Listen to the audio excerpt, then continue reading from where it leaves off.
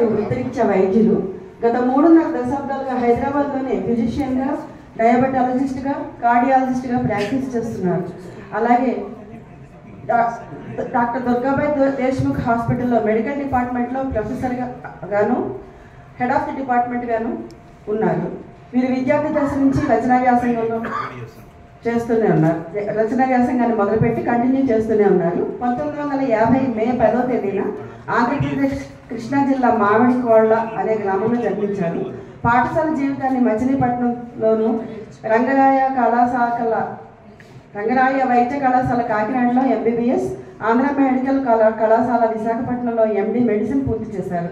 ఆ తర్వాత అల్జీరియాలో మెడికల్ స్పెషలిస్ట్గా 1987 వరకు పనిచేశారు. విద్యార్థి దశ నుంచి కథలు, నవలలు వివిధ పత్రికల్లో ప్రచురింపబడుతూనే ఉన్నాయి.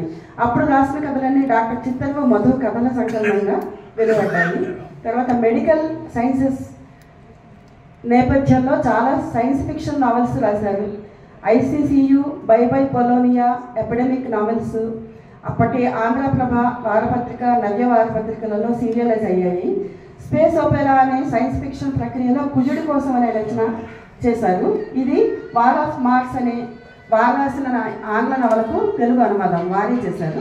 నీలి ఆకుపచ్చ, తినిగే అనే వారపత్రికలో ధారావాహికంగా వెలువడింది. భూమి నుంచి ప్లూటో వరకు అనేది సంచిక వారపత్రికలో సీరియల్గా వచ్చింది. ఆల్గోరిథం కథా